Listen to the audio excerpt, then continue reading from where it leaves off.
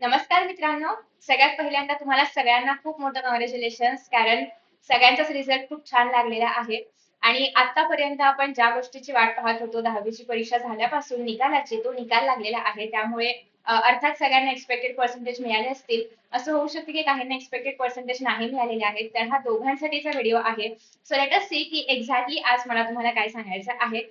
तर सगळ्यात पहिली गोष्ट म्हणजे तुम्हाला जे काही मार्क्स मिळालेले आहेत ते एकदम चांगले आले असतील किंवा तुम्हाला जेवढे एक्सपेक्टेड आहे तेवढे आलेले असतील, तर तुम्हाला एक तर पहिली गोष्ट म्हणजे कॉंग्रॅच्युलेशन्स, ते तर आहेच. पण त्याही सोबत सगळ्यात महत्त्वाचं म्हणजे हे जे काही मार्क्स तुम्हाला मिळालेले आहेत ना, तर याने अजिबात रडून जाऊ नका. याचं कारण असं आहे की 10वी मध्ये जे मार्क्स मिळालेले असतात त्याचा उपयोग फक्त आणि फक्त 11वी साठी ऍडमिशन घेण्यापुरताच होतो. पुढे जाऊन तुमचं जे काही करिअर आहे त्याच्यावरती 10वी इतका इम्पॅक्ट त्याचा फरक पडत नाही, जोपर्यंत तुम्ही डिप्लोमा वगैरे असे काही कोर्सेस चूज करत नाही तोपर्यंत. सो आय नो की आता तुम्ही छान एक्सायटेड मोड मध्ये असाल, एक हॅपी मोड मध्ये असाल आणि त्यात मी असं काहीतरी बोलते. बट ही रियालिटी आहे. रियालिटी यासाठी सांगण्याचा प्रयत्न करते कारण सगळ्यांना असं वाटतं की 10वी मध्ये खूप छान मार्क्स मिळालेले आहेत किंवा चांगले पर्सेंटेज मिळालेले आहेत म्हणजे पुढे जाऊन पण असेच छान पर्सेंटेज मिळतील. नो डाऊट मिळतील जर तुम्ही मेहनत केली तर. पण काय होतं, जेव्हा आपण 10वीतून 11वी मध्ये वगैरे जातो किंवा 12वी मध्ये वगैरे जातो आफ्टर दॅट, तर तेव्हा त्याचा सिलेबस आणि याचा सिलेबस याच्यामध्ये खूप डिफरन्स आहे आणि तो खूप मोठा सिलेबस असतो. आणि त्याच्यामुळे आता जे काही तुम्हाला मार्क्स मिळालेले आहेत हे तुमचं फाउंडेशन आहे. आणि आता जशी मेहनत केली होती त्याच्यापेक्षा डबल मेहनत तुम्हाला करायची आहे 11th आणि 12th मध्ये. हेच ग्राफ तुम्हाला इन्क्रीजिंग ऑर्डरमध्ये ठेवायचं असेल तर. सो अजिबात ओव्हर कॉन्फिडन्स वगैरे नकोय की 10वीत मला अगदी 95 वगैरे मिळाले म्हणजे मला सगळं येतं, किंवा 11वी आणि 12वी मध्ये पण अगदी असं 95च्या वर वगैरे आपण जाऊ जाऊ शकता नक्कीच, जर तुम्ही अभ्यास केला, जर तुम्ही ओव्हर कॉन्फिडंट न होता त्याच सेम कॉन्फिडन्सने किंवा आता हा बेस मानून याच्यावरती अजून डबल मेहनत केली तर नक्कीच तुम्ही पुढे जाऊन मोठं काहीतरी अचीव्ह करू शकता. फक्त इतकंच की आता जो काही 11वीचा एक नवीन वर्ष चालू होईल त्याच्यामध्ये एकदम लाईटली घ्यायचं नाहीये, त्याला सुरुवातीपासून अभ्यास करायचा आहे. कारण हा पर्सनल एक्सपिरियन्स आहे की 10वीत खूप छान मार्क्स मिळाल्यानंतर 11वी मध्ये आपण थोडंसं असं होतं की अरे आपल्याला सगळं येतं वगैरे. तर 11वी मध्ये जेव्हा तुम्ही जाता, जेव्हा पहिले काही चॅप्टर्स नंतर एक ऍक्च्युअल 11वी सुरू होते, तेव्हा कळतं की अरे हे जमतच नाहीये किंवा हे क्वेश्चन सॉल्व्हच होत नाहीयेत. आणि मोस्टली जर तुम्ही सायन्स मध्ये असाल किंवा तुमच्याकडे फिजिक्स वगैरे असेल तर ह्याच्यामध्ये, किंवा मॅथ्स वगैरे असेल तर ह्याच्यामध्ये मोस्टली असं होतं. आणि परत परत ना त्यातून बाहेर पडणं अवघड होतं, कारण आतापर्यंत कधीच तुम्हाला कमी मार्क्स मिळत आहेत किंवा आपण फेल वगैरे होतोय का काही याची भीती नसते. परंतु तिथे गेल्यानंतर ती जाणवते जर तुम्ही सुरुवातीपासून अभ्यास नाही केलात तर. आणि त्यामुळे सगळ्यात महत्वाचं आहे की आता जे यश मिळाले ते पकडून तुम्हाला त्याच्यावर तुमचं जे काही पुढचं ध्येय असेल किंवा जे काही पुढच्या तुमच्या गोष्टी आहेत त्या सगळ्या उभ्या करायच्या आहेत. आणि आता इथून तुम्हाला मार्क्स मिळालेले आहेत, रिझल्ट तुमच्या हातामध्ये आहे. आता तुमच्याकडे क्लॅरिटी आहे की पुढे जाऊन कुठला पाथ तुम्ही निवडू शकता, कशामध्ये ऍडमिशन घेऊ शकता. इन केस तुम्हाला माहिती नसेल तर डिप्लोमा वगैरे या पण गोष्टी एक्सप्लोर करा नक्कीच, कारण 11th 12th तर आहेच आहे, पण त्याच्या व्यतिरिक्त जर तुम्हाला 10th मध्ये छान मार्क्स असतील आणि तुम्हाला स्पेसिफिकली जर इंजिनिअरिंगच्या फील्डमध्ये पुढे काय करायचं असेल किंवा त्याच्याशी रिगार्डिंग इंजिनिअरिंग मध्ये पण खूप साऱ्या ब्रांचेस आहेत त्यामध्ये पुढे काय करायचं असेल तर डिप्लोमाचे वगैरे ऑप्शन्स अवेलेबल आहेत, ते पण एक्सप्लोर नक्की करा. फक्त 11th 12th हाच मार्ग आहे असं नाही.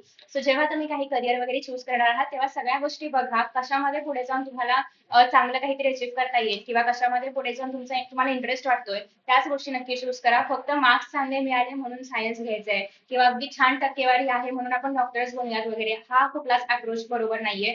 तुम्हाला तुमचं जे काही एक ध्येय असेल किंवा तुमचा इंटरेस्ट बघायचा आहे आणि त्यानुसार सिलेक्ट करायचं आहे जे काय सिलेक्ट करायचे. कारण मार्क्स आता आहेत ही हे हॅपीनेस किंवा ही खुशी आत्ताची आहे. पण ह्याच्यामुळे जर तुम्ही रॉंग डिसिजन घेत गेला तर परत तुम्ही मागे येऊन चेंज नाही करू शकत. सो बेस्ट आहे की हे आहे मार्क्स एका बाजूला असू द्यात, पण तुमचा इंटरेस्ट कशामध्ये आहे त्यानुसार ट्राय करा की तुम्ही तुमचा नेक्स्ट पार्ट जो आहे तर तो निवडाल. सो आता हे तर झालं की ज्यांना अपेक्षेप्रमाणे वगैरे मार्क्स आहेत.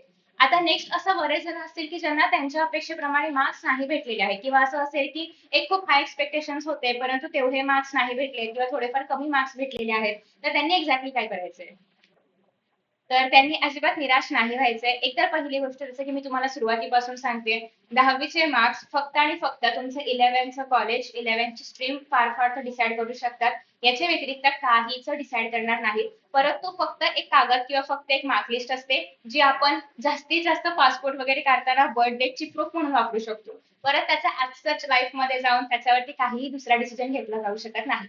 सो एक तर डिप्लोमा जाणार असाल तर त्याचा उपयोग आहे किंवा 11वीच्या ऍडमिशन पुरताच उपयोग आहे. परत त्याने काही फरक पडत नाही की तुम्हाला 10वीला किती मार्क्स होते, किती पर्सेंटेज होते आणि त्याच्यासाठी तुमचं लाईफ डिसाईड होते असं काहीच होत नाही. त्याच्यामुळे डोंट वरी, जेवढे काही मार्क्स मिळाले असतील इट्स ओके. इथून पुढे तुम्हाला जास्त मेहनत करायची आहे आणि तुमचं जे काही नवीन गोल असेल 11वी 12वी साठीचा तो अचीव्ह करण्याचा प्रयत्न करायचा आहे. आता ज्या काही मिस्टेक्स झाल्या असतील, फॉर एक्झाम्पल तुम्ही 10वीला लाईटली घेतलं, किंवा असं होऊ शकते की प्रॉपर टाइम मॅनेजमेंट नाही केलं, किंवा होऊ शकते की एक्झामच्या दिवशी पॅनिक झाला, काहीतरी गडबड झाली, किंवा अपेक्षेप्रमाणे तुम्ही लिहू नाही शकलात, किंवा आठवलं नाही एक्झाम मध्ये, ब्लँक झालात, असं काही पण रिझन असू शकतं. हे रिझन ओळखा की एक्झॅक्टली कशामुळे मला कमी मार्क्स मिळाले, कारण या चुका आता तुमच्याकडून झालेल्या आहेत, तर पुढे जाऊन त्या आपण कव्हर केल्या पाहिजे, किंवा पुढे जाऊन त्या होऊ नयेत यासाठी प्रयत्न केला पाहिजे. तर या सगळ्या गोष्टींचा फायदा आहे, राईट. सो आतापासून असे थोडासा मागे जाऊन बघा की एक्झॅक्टली काय चुकलं होतं, एक्झॅक्टली काय गडबड झाली होती, आणि कशामुळे आपल्याला कमी मार्क्स मिळतात. किंवा इनफॅक्ट मार्क्स हा मुद्दाच नाहीये. मुद्दा हा आहे की आपल्याकडून असं काय घडलं होतं का, की आपण खूप टाइमपास केला, किंवा खूप आधी सिलेबस पूर्ण करायला हवा होता, किंवा मे बी पीवायक्यूज करायला वेळ नाही पुरला, किंवा त्या एक्झॅक्ट एक्झामच्या दिवशी काहीतरी घडलं, असं काही घडलं होतं का. तर हे परत पुढे जाऊन होता कामा नये, कारण ही पहिली बोर्डाची परीक्षा आहे. पुढे अजून 12वीची येईल, त्याच्या पुढे अजून एक्झाम्स येतील. तर तेव्हा तुम्हाला तुमच्याकडून या चुका होऊ नये यासाठी आताच थोडासा मागे जाऊन विचार करायचा आहे की एक्झॅक्टली काय झालं होतं, आपण ते इम्प्रूव्ह करू शकतो का, आपण याच्यामध्ये काही बदल करू शकतो का, किंवा जे काही घडलं होतं त्याच्या व्यतिरिक्त आपण असं नवीन काही अप्रोच अवलंबू शकतो का. फॉर एक्झाम्पल, जर तुम्ही एक्झाम मध्ये ब्लँक झाला असाल, तर याचा अर्थ तुम्हाला भीती वाटते एक्झामची. सो ट्राय करा की नेक्स्ट टाइम तुम्ही खूप सारे पेपर सॉल्व्ह कराल, जेणेकरून एक्झामच्या आधी थोडाफार तुम्ही एक कॉन्फिडंट फील कराल, आणि एक्झामच्या दिवशी तुम्हाला पेपर वगैरे नीट लिहिता येतील, ब्लँक नाही होणार तुम्ही. सो या सगळ्या गोष्टींचा तुम्हाला आढावा घ्यायचा आहे. तुमची ताकद शोधायची आहे. ताकद म्हणजे काय, की तुमच्या स्ट्रेंथ्स काय आहे, तुमचा आवडीचा विषय कुठला आहे. असं होऊ शकते की काही लोकांना, म्हणजे आता मी रिझल्ट बघते तर काहींना भाषा विषयामध्ये चांगले मार्क्स आहेत, सायन्स अँड टेक मध्ये कमी आहे, मॅथ्स मध्ये कमी आहे, किंवा काहींना मॅथ्स मध्ये जास्त चांगले मार्क्स आहेत, लँग्वेजेस मध्ये कमी आहे, हिस्ट्री जिओग्राफी मध्ये कमी आहे. सो याच्यावरून अर्थात मार्क्स हे काय पॅरामीटर नाही आपली स्ट्रेंथ ओळखण्याची, पण तरी पण मार्क्स कमी आहेत म्हणजे इंटरेस्ट कमी आहे असं आपण म्हणू शकतो, पॅरलली म्हणायचं म्हटलं तर. सो त्याच्या अकॉर्डिंगली तुम्ही तुमचे इंटरेस्ट ओळखू शकता की हा, आता तुम्हाला एक्झाम्पल मॅथ्सच घेऊयात आपण, की आता तुम्हाला मॅथ्स मध्ये साधारणतः 50-55 मार्क्स आहेत. तर का आहेत, म्हणजे मॅथ्स आवडत नाहीये म्हणून आहे, की एक्झामच्या दिवशी काहीतरी आठवलं नाही म्हणून आहे, की अजून वेगळं काही कारण आहे. जर असं आहे की मॅथ्स आवडत नाही म्हणून आहे, तर मग पुढे जाऊन तुम्हाला सायन्स घेताना मॅथ्स घ्यायचं आहे का, इथून तुम्हाला सुरुवात करायची आहे, की पुढे जाऊन तुम्ही याचा अभ्यास करू शकता का. ज्या चुका आता केल्या त्या परत 12वी मध्ये होऊ द्यायच्या नाहीयेत आपल्याला. सो त्याच्यामुळे हे सगळं बघणं खूप जास्त गरजेचं आहे. अगेन, हे काय कुठलंही अपयश वगैरे नाहीये. तुम्ही पास झालेले आहात, हेच खूप मोठं यश आहे, आणि इथून पुढे तुम्हाला ट्राय करायचं आहे की याच्यापेक्षाही जास्त किंवा मोठं काहीतरी अचीव्ह करता येईल. अगेन, कुठलीही एखादी एक्झाम तुमचं फ्युचर नाही डिसाईड करणार आहे. इथून पुढे खूप परीक्षा द्यायच्या आहेत, खूप नवीन नवीन अपॉर्च्युनिटीज येतील तुमच्या समोर, त्या सगळ्या तुम्हाला एक्सप्लोर करायच्या आहेत. So this exam is nothing in front of all those opportunities. आता रिझल्ट झाल्यानंतर लगेच काय करायचं नाहीये. एकतर पहिली गोष्ट, त्याला किती मिळाले, मला किती मिळाले, मलाच कमी मिळाले किंवा त्याला जास्त मिळाले, हे जे पण आपण करतो ते कंपॅरिझन नाही करायचे. एकतर पहिली गोष्ट म्हणजे, जो कोणी तुमचा फ्रेंड असेल किंवा ज्याच्याशी तुम्ही कंपॅरिझन करताय, ते आणि तुम्ही सेम नाही आहात. त्याने आणि तुम्ही सेम अभ्यास नाही केलाय. एक्झामच्या दिवशी त्याची आणि तुमची मेंटल स्टेट सेम नव्हती. सो कोणत्या बेसिसवरती हे कंपॅरिझन, आणि का करायचं कंपॅरिझन. त्याचा रिझल्ट वेगळा आहे, त्याची लाईफ वेगळी आहे, तुमचा रिझल्ट वेगळा आहे, तुमची लाईफ वेगळी आहे. सो तुम्ही फक्त तुमच्या रिझल्टला अप्रिशिएट करायचंय, तुमच्या एफर्ट्सला व्हॅल्यू करायचंय. जेव्हा तुम्ही हे कंपॅरिझन करताना तुम्ही स्वतःची किंमत कमी करताय, कारण तुम्ही स्वतःला असं वाटतंय की अरे, मी अजून अभ्यास करायला हवं होतं, अरे कशाला, तू तुझं बेस्ट दिलंस, पुरेसं आहे की तेवढं, आणि पुढच्या वेळी अजून बेस्ट दे किंवा अजून चांगलं दे. सो हे जे तुलना किंवा जे कंपॅरिझन आहे ते अजिबात नाही करायचं आहे. उलट समोरच्याला कॉंग्रॅच्युलेट करा, त्याच्याकडून जे कॉंग्रॅच्युलेशन किंवा ब्लेसिंग्स येतील ते एक्सेप्ट करा, आणि yes, good for you, good for us.